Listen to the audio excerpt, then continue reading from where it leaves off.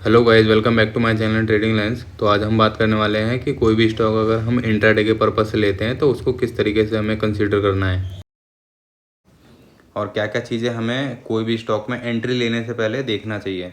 तो सपोज़ करते हैं हम, जैसे ये टाटा पावर का स्टॉक है, आपको इसमें इंट्राडे के बेसिस पे कोई भी एक ट्रेड लेनी है कल के दिन। तो हम क्या करेंगे उसमें, जैसे सबसे पहले देखेंगे कि उसका ट्रेंड क्या है। तो आप इसमें एक चीज़ देखेंगे तो ये अप ट्रेंड में चल रहा है, अभी कंटिन्यूअस डे हाई बनाते जा रहा है। तो हमें इसमें क्या करना है, हमें इसमें एक बाइंग की अपॉर्चुनिटी ढूंढनी है। अब वो किस तरीके से बाइंग की अपॉर्चुनिटी ढूंढेंगे वो मैं आपको दिखाता हूँ। कि सबसे पहले आपने डेली टाइम फ्रेम में देख लिया कि आपको ये स्टॉक जो है अप ट्रेंड में दिख रहा है। तो आपको क्या करना है, इसमें स्मॉलर टाइम फ्रेम में आना है, थोड़े स्मॉलर टाइम फ्रेम में, जैसे कि आवरली कैंडल आप लगा सकते हो। और उसमें ढूंढना है कि जैसे कोई ट्रेंड लाइन हमें अगर इसमें बनती हुई दिखती है या फिर नहीं। क्योंकि अगर कोई भी स्टॉक अप ट्रेंड में ऐसे चल रहा है ऊपर की तरफ, तो वो ऐसे चलता है ऊपर की तरफ, तो उसमें कोई ना कोई आपको ऐसे ट्रेंड लाइन मिल जाएगी। तो जैसे मैंने यहाँ पे ये ट्रेंड लाइन ड्रॉ करी है। मिनिमम अगर आपको 3 पॉइंट टच करने को मिल जाए ट्रेंड लाइन से या 4 पॉइंट, तो वो बेस्ट ट्रेंड लाइन होती है। वहाँ से ब्रेक डाउन होने के या फिर उसको रीटेस्ट करके ऊपर निकलने के ज़्यादा चांसेस होते हैं। तो उस केस में क्या होता है, वो ट्रेंड लाइन अच्छे से काम करती है। तो यहाँ पे हमें 4 पॉइंट मिल चुके हैं टच करने के लिए, 1 2 3 और ये 4। तो ये ट्रेंड लाइन परफेक्ट काम करेगी। तो आपने आवरली कैंडल में ट्रेंड लाइन ड्रॉ कर ली। अब क्या करते हैं, हम इसको ट्रेंड लाइन को बड़ा कर लेते हैं थोड़ा सा, ताकि हमें जो भी आने वाले ट्रेडिंग डेज में ये यहाँ पे जब घूमेगा ये स्टॉक इस पोजीशन के आसपास, तो यहाँ पे अगर ये ट्रेंड लाइन आसपास यहाँ पे होगी तो हमें उसमें दिख जाएगा कि किस तरीके से मोमेंटम होने वाला है। तो हम उसको ट्रेड कर सकते हैं। तो हम इस ट्रेंड लाइन को बड़ा कर लेते हैं थोड़ा। तो ये देखिए, मैंने अब इस ट्रेंड लाइन को बड़ा कर दिया है। तो अब आपको इसमें क्या देखना है कि चलो ठीक है, आवरली कैंडल में हमने कोई ट्रेंड लाइन ड्रॉ कर ली और हमने अब जो 15 मिनट के टाइम फ्रेम में हम देखेंगे कि हमें एंट्री और एग्जिट किस तरीके से लेना है उसमें। तो इस स्टॉक में आओगे तो सबसे पहले देखोगे कि डेली टाइम फ्रेम में हमने इसमें देखा था कि यहाँ पे क्या बनी थी, एक विग बनी थी बड़ी सी। अब वो विग किस तरीके से बनी थी, क्योंकि स्टॉक ने क्या किया, ऐसे एक कैंडल बनाई, यहाँ पे इसने ओपनिंग करी, इतना हाई मारा और फिर नीचे आके इस पॉइंट के आसपास क्लोजिंग कर दी। तो यहाँ पे आप देख सकते हैं, यहाँ पे इसकी ओपनिंग हुई है, ये ऊपर गया है, फिर धीरे धीरे एट द एंड इस पॉइंट के आसपास आके इसने क्लोजिंग कर दी है। तो हमें क्या करना है इसमें, अब देखेंगे कि हम जैसे अब हमें कल के दिन इसमें ट्रेडिंग करनी है। तो हम इसमें ये चीज़ चेक करेंगे कि जो भी हमारा स्टॉक है उसमें सपोर्ट और रेजिस्टेंस क्या बन रहा है। सबसे पहले अगर ये आप इसको मान के चलोगे कि अगर ये फ्लैट ओपनिंग देता है और अगर ऊपर निकलेगा तो सबसे पहला जो रेजिस्टेंस आएगा वो क्या होगा। तो सबसे पहला रेजिस्टेंस आएगा ये वाला, ये जो मैंने लाइन इस पर ड्रॉ करी है। और वो क्यों आएगा, उसका रीज़न ये है कि आप देखेंगे तो इसने क्या किया, यहाँ से एक बाइंग मोमेंटम दिखाया, इस पॉइंट के आसपास इसमें सेलिंग आई यहाँ से।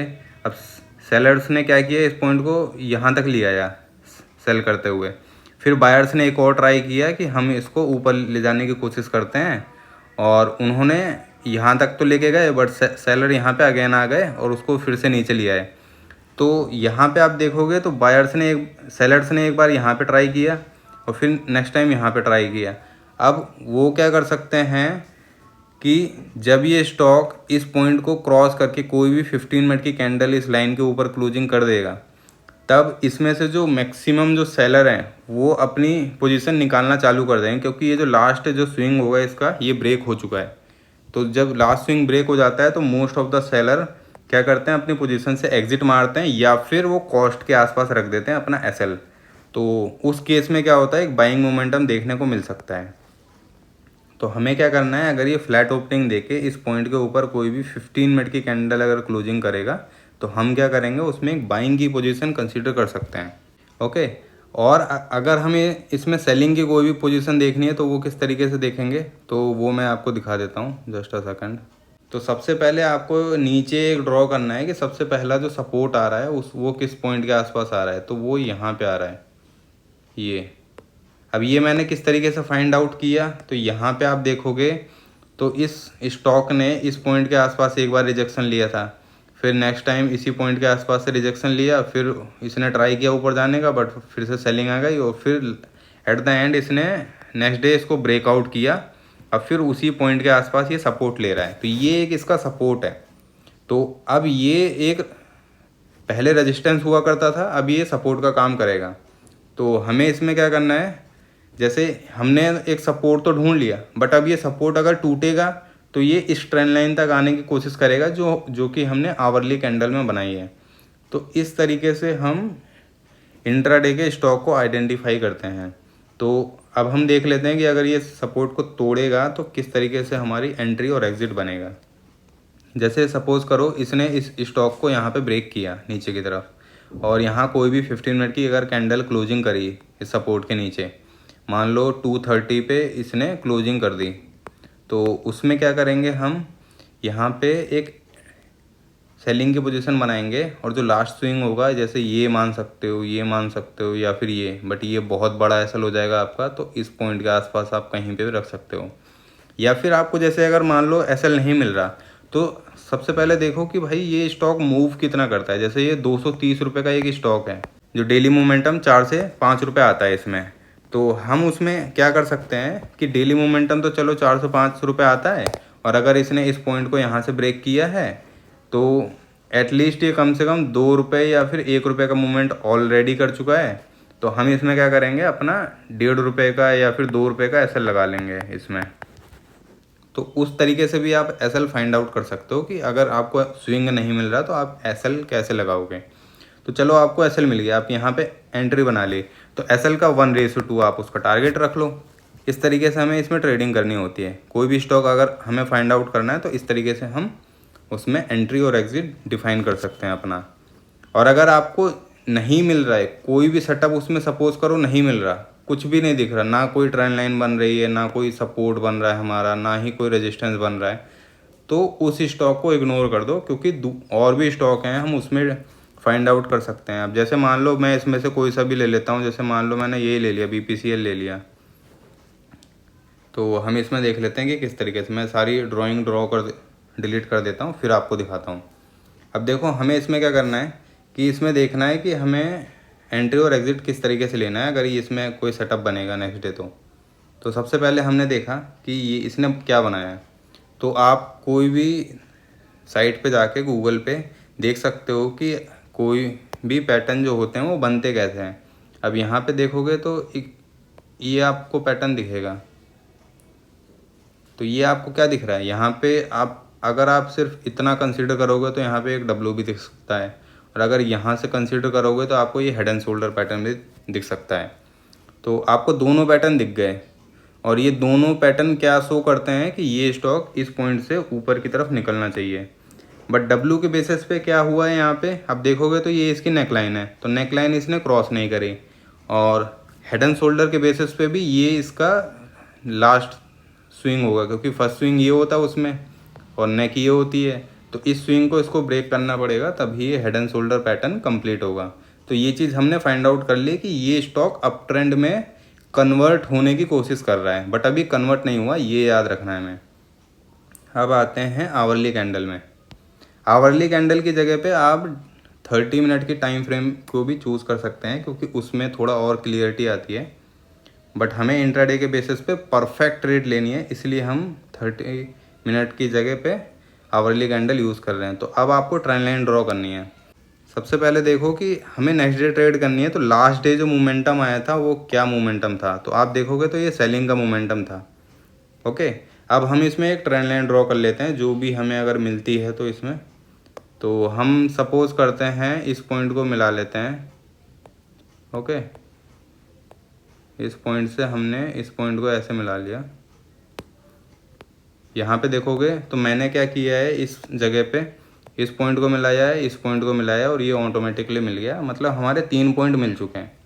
तो अब आप यहाँ पे मैंने आपको बताया था कि 3 पॉइंट मिनिमम मिलने चाहिए, तो 3 पॉइंट हमारे मिनिमम मिल चुके हैं।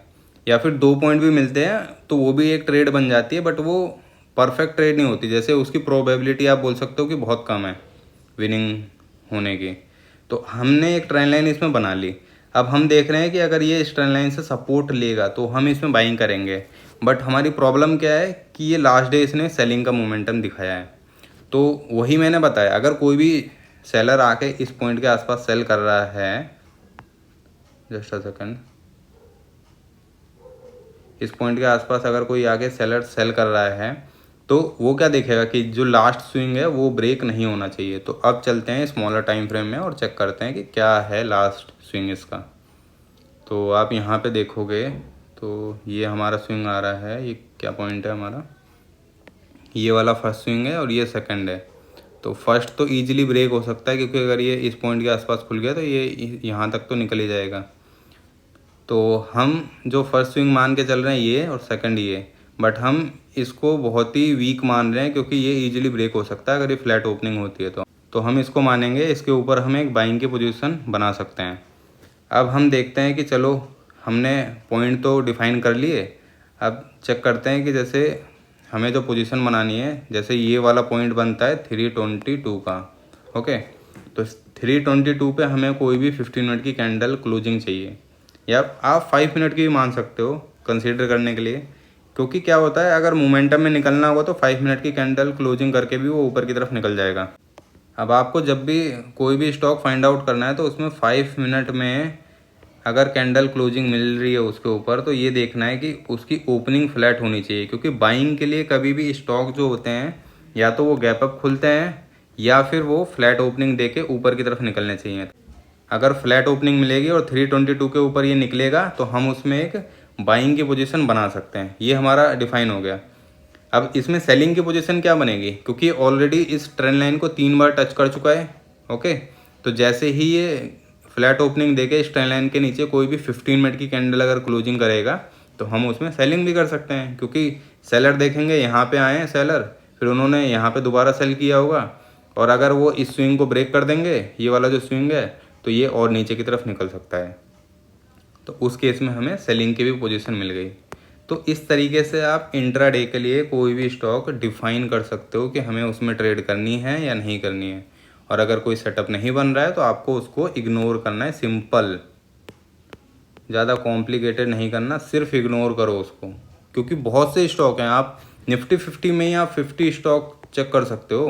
50 में से सपोज करो अगर आपको 10 में भी पैटर्न मिलता है तो आप ट्रेड कर सकते हो। ज़रूरी थोड़ी है कि आपको 50 में से अगर मान लो एक में नहीं बन रहा सेटअप तो उसी में ज़रूरी है ट्रेड करना। तो ये भी आपकी साइकोलॉजी होनी चाहिए कि अगर नहीं बन रहा है सेटअप तो ज़बरदस्ती है उसमें ट्रेड नहीं करनी है। तो ऐसी और भी लर्निंग वीडियो के लिए आप मेरे चैनल को सब्सक्राइब कर सकते हैं और मैं ऐसी और भी लर्निंग वीडियोस हर वीकेंड पे अपलोड करता रहता हूँ।